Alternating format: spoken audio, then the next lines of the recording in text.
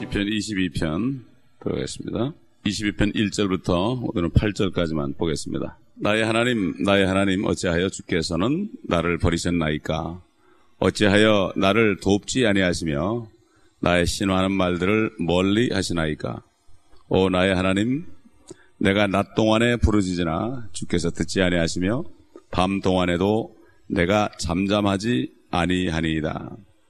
이스라엘의 찬양 가운데 거하시는 오 주여, 주는 거룩하시나이다. 우리 조상들이 주를 신뢰하였고 그들이 신뢰하였기에 주께서 그들을 구하셨나이다. 그들이 주께 부르짖었더니 구원을 받았고 그들이 주를 신뢰하였더니 수치를 당하지 않았나이다. 그러나 나는 벌레요 사람이 아니라 사람들의 비방거리요 백성들에게 멸시거리니이다. 나를 보는 자는 다 조롱하며 비웃나니 그들이 입술을 내밀고 머리를 흔들며 말하기를 그가 주께서 자기를 구하실 줄 신뢰하였도다. 주께서 그를 기뻐하시니 그를 구하시게 하라 하나이다. 이 시편은 십자가 시편이라고 할 수 있습니다. 십자가에 달리셔서 주님께서 외치신 말씀들이 여기 다윗을 통해서 성령께서 기록하게 하셨습니다. 21편에 왕께서 순금면류관을 쓴 것으로 나오는데 사실 순금면류관을 쓰기 전에 주님께서는 가시면류관을 쓰셨죠. 여기 처음에 보면 야엘렛 샤할로 악장에게 다윗의 시 이렇게 되어 있습니다. 야엘렛 사할 이 뜻이라는 것은 이 아침의 암사슴이라는 뜻인데 이것은 아침이라는 뜻을 여기 담고 있습니다. 사실 주님께서 아침부터 저녁까지 6시간 동안을 십자가에 매달려 있었고 낮인데도 캄캄해졌습니다. 그래서 낮과 밤을 오가면서 주님께서는 고통을 받으셨습니다. 사실 주님이 십자가에 달려 있는 이러한 상황은 사실 밤이라 할 수 있습니다. 그러나 22장 26절, 7절, 8절, 9절 가보게 되면은 주님이 이제 부활하신 후에 재림하실 때에 아침이 올 때에 영광을 받으실 것이 거기 되어 있기 때문에 결국은 밤에서 시작해서 아침으로 끝나는 것을 볼 수가 있고 바로 이 밤은 이 세상이요 앞으로 주님이 의의 태양이 떠오를 때 아침이라는 그러한 메시지가 성경 전체에 걸쳐서 나오는 것을 볼 수가 있습니다. 22편은 십자가라고 얘기할 수 있고 23편은 부활하신 후에 주는 나의 목자시니 내게 부족함이 없으리로다. 바로 교회, 주의 목자가 되신 주님, 교회의 축복을 얘기했고 그 다음에 24편에는 이제 영광의 왕으로 다시 오시는 면류관을 쓰신 왕이신 예수 그리스도의 모습, 재림하시는 모습이 나옵니다. 이게 시편도 그리스도 예수에 대한 그러한 예언으로 가득 차 있습니다. 그래서 주님이 부활하신 후에 시편에 나에 관하여 기록된 모든 말씀이 이루어져야 하리라. 먼저 고난을 받고 죽은 자 가운데 사흘 만에 살아날 것이 기록되었다. 이렇게 주님이 친히 말씀하신 걸 보면은 여기 다윗을 통해서 성령께서 나의 하나님 어찌하여 나를 버리셨나이까 알레 라마 사막다니 하는 그 주님의 부르짖음을 미리 다윗을 통해서 다윗의 고통을 통해서 성령께서 그렇게 했죠. 그러므로 그리스도인들도 하나님이 그 주시는 고통 가운데서 주님의 그 심정을 알 수 있고 또 그럴 때에 다른 영혼들을 위해서 기도하며 그들을 위해서 또다시 일어나는 이러한 축복을 누릴 수 있습니다. 1절에 보면 주께서 듣지 않았다 이렇게 얘기했는데 참 완전히 주님께서는 아버지께서는 아들을 잠시 동안 버리셨습니다. 그 고통 가운데 그걸 보지 않으시고 흑암을 보내셔서 그냥 대낮을 깜깜한 밤처럼 만드시고 하나님이 눈을 닫고 보지 않으셨다고 성경은 이렇게 우리에게 암시해주고 있습니다. 그래서 이 찬양이라는 말이 나옵니다. 이스라엘의 찬양 가운데 거하시는 오 주여, 주는 거룩하시나이다. 하나님이 찬양 받으시는 곳, 성소에서 찬양을 받으셨죠. 지금은 우리 안에 계시면서 우리가 하는 찬송을 받으시고 또 찬양할 때마다 우리 안에서 생수가 강처럼 흘러내리게 해서 결국 우리에게 기쁨이 충만하게 합니다. 생수를 마실 때 얼마나 기쁩니까? 또 나도 기쁘고 다른 사람에게도 기쁨을 주고 그래서 복음을 전하게 하시는 주님.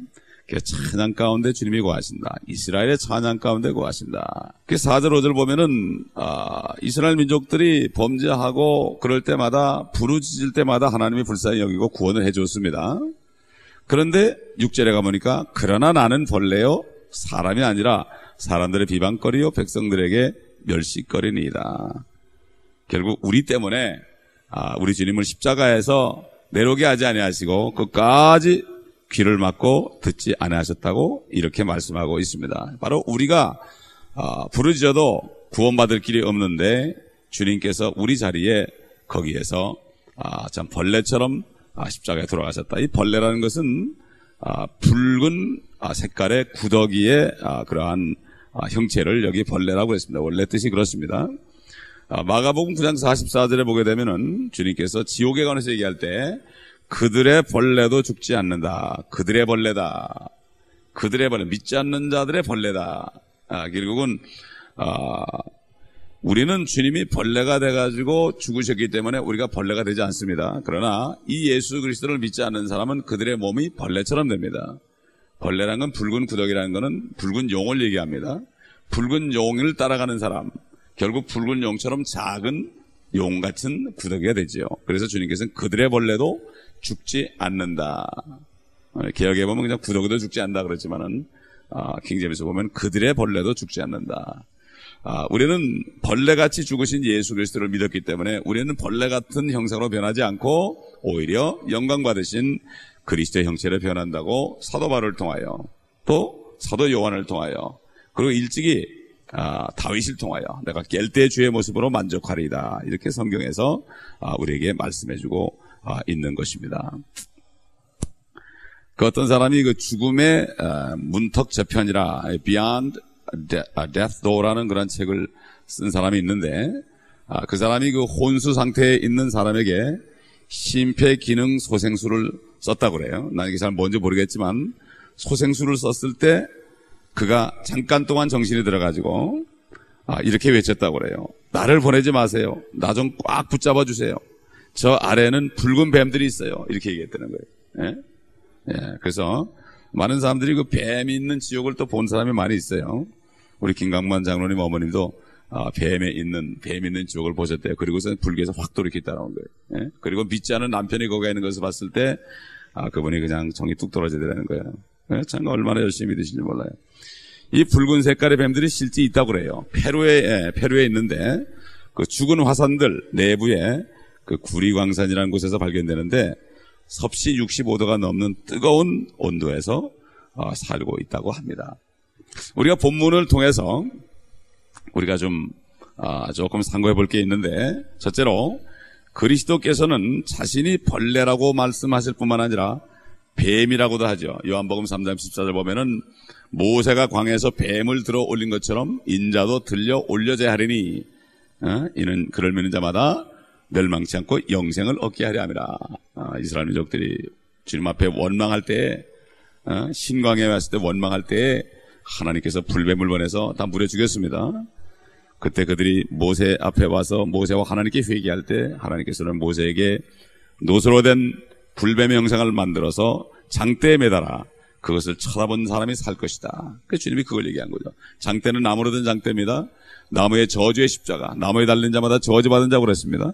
그래서 나무 십자가에 뱀처럼 하나도 걸치지 않고 그렇게 그는 십자가에 달린 거죠.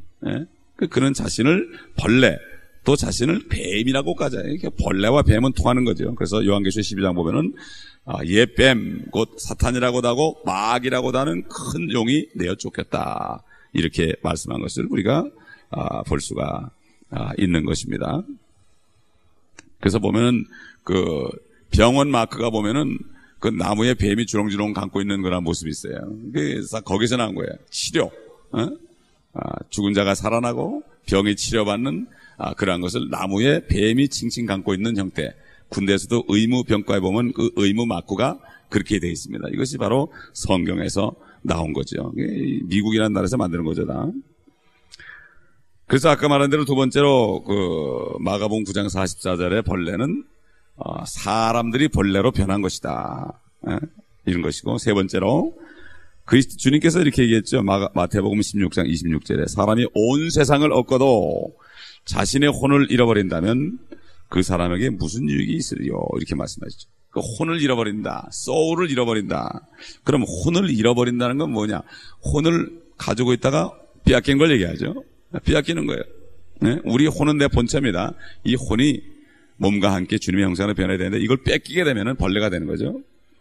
그래서 혼은 성경을 보게 되면은 보이지 않는 몸의 형태로서 영적인 몸을 얘기하죠. 특별히 누가복음 16장에 가보면은 홍포이본 부자와 거지 나사로가 죽었을 때 홍포이본 부자가 지옥에 가가지고 결국 나사로에게 아브라함에게 저 나사로를 통해서 물을 좀 한 방울 찍어서 내 혀에 좀 묻혀달라고 그랬습니다.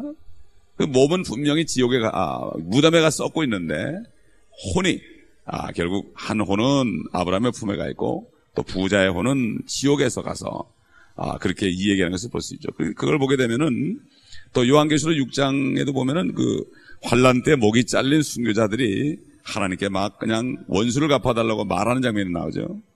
결국 혼도 우리 육신처럼 팔이나 다리나 등이나 위장이나 머리나 입이나 귀나 입술이나 턱이나 손, 발, 몸통 이런 걸 다 가지고 있는데 보이지 않는 그러한 영적인 몸이라는 것을 우리가 알 수가 있습니다.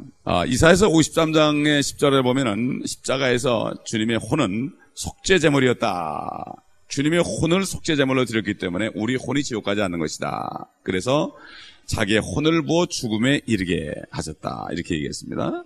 그래서 이사야서 53장 10절 보면 주께서 그의 혼을 속죄제물로 만드실 때 그가 자신의 씨를 버리니, 자신의 씨는 뭔가 하면은 구원받은 우리들을 얘기하죠. 그가 자신의 날들을 늘릴 것이요 주의 기쁨이 그의 손에서 번창하리라. 이렇게 말씀했습니다.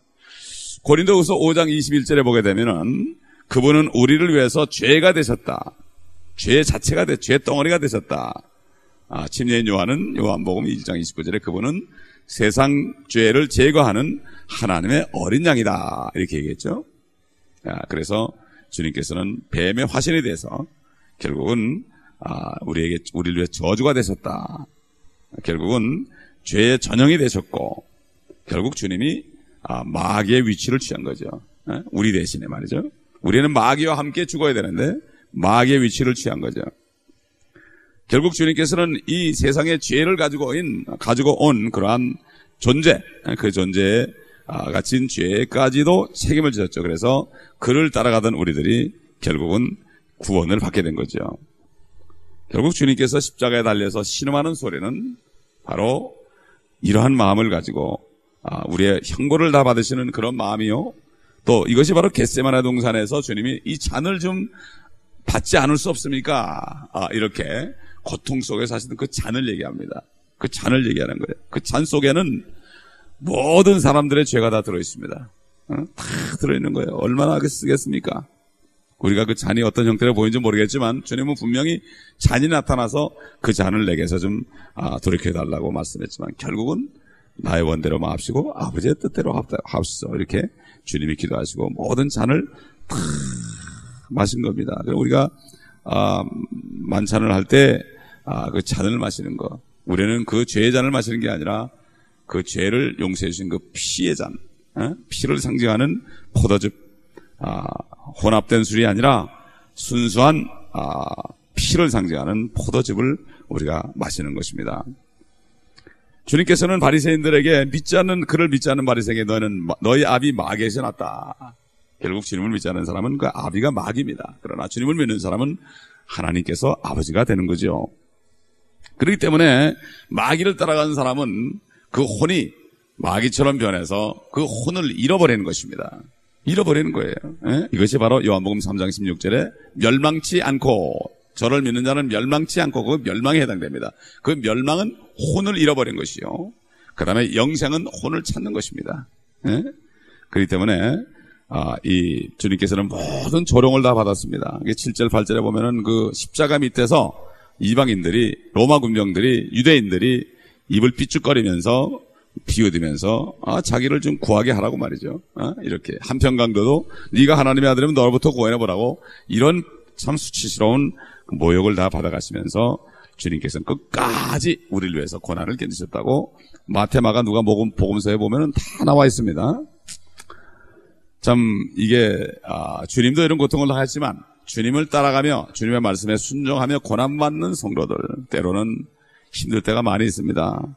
열심히 주님 위해서 일을 하고 희생봉사했는데도 어려움만 올 때가 많이 있습니다. 아삭 같은 사람도 그랬죠. 나는 아침마다 징책을 보았습니다. 징계를 보았습니다. 참 이렇게 하나님의 사랑하는 자녀들에게 때로는 징계를 통하여 더 거룩하게 위해서 하나님께서는 때로는 눈을 감고 그냥 외면할 때가 있죠.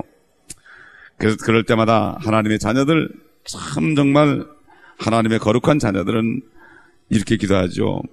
내가 주님과 개인적인 관계가 있고 나야 하나님이고 내가 주님을 섬기고 존중하는데 왜 어째서 나를 이렇게 돌보지 아니하시고 이 모양으로 두십니까? 이런 기도가 나옵니다. 그러나 하나님의 자녀들은 그럼에도 불구하고 모든 일을 합력하여 선을 이루시는 하나님을 믿음으로 끝까지 견디다가 나중에 영광스러운 면류관을 쓰는 것입니다. 세상이 끝날 때까지 고통밖에 없을지라도 아침이 오면 주님을 만나서 모든 것을 다 갚아주시는 주님. 그리고 이 오는 세상에서 영생을 주셔서 다스리는 권세를 주신다고 마태복음 19장의 제자들에게 분명히 약속하셨고 이 세상에서도 100배로 갚아주신다고 말씀하셨습니다. 이것이 바로 우리의 소망입니다. 이 소망 가운데 닻을 내리고 이 믿음 가운데 살 때 우리는 세상에 어떤 일이 일어나도 이길 수 있습니다. 이것이 바로 세상을 이긴 이김은 바로 우리의 믿음이라고 사도 요한이 증거했습니다. 기도하겠습니다. 아버지 하나님, 주님께서 벌레처럼 저주받은 마귀처럼 십자가의 모든 고통을 이겨내시고 죽으시고 부활하셨기에 주님의 혼이 지옥까지 내려가셔서 우리 대신 가셨기에 우리의 혼이 구원받고 우리의 몸은 이제 주님이 오실 때 거룩한 하나님의 형상으로 그리스도의 형상으로 변하는 소망을 주심을 감사합니다. 우리가 받는 고통이 어찌 주님 고통만 비교할 수 있겠습니까? 그러나 우리는 육신이 연약하여 때로는 주님처럼 부르짖을 때가 있습니다. 주님께서는 우리를 아시고 이 부르짖음을 통하여 또 우리를 거룩하게 하시고 우리 안에는 점과 흠까지도 다 지워버리시고 주님의 거룩한 신부로 만드시기 위하여 오늘도 연단하시고 또 연단하실 주님, 모든 것을 견디고 참음으로 의와 화평의 열매를 맺는 저희가 되게 하시옵시고 아버지 저는 다리를 곧게 하여서 끝까지 참음으로 주님을 믿음으로 아버지 주님의 영광에 참여할 수 있도록 우리 모든 성도들 붙잡아 주시고 믿음에 믿음을 더하여 주시옵시고 기도할 수 있는 아버지의 힘을 주시고 믿음을 주셔서 기도를 통하여 주의 사랑을 받고 성령의 기름 부음을 받고 그리스도의 피를 통하여 정결함을 받아서 영과 혼과 몸이 온전하게 예배되는 축복된 종들 되게 하여 주옵소서. 우리 구주 예수 그리스도의 이름으로 감사합니다.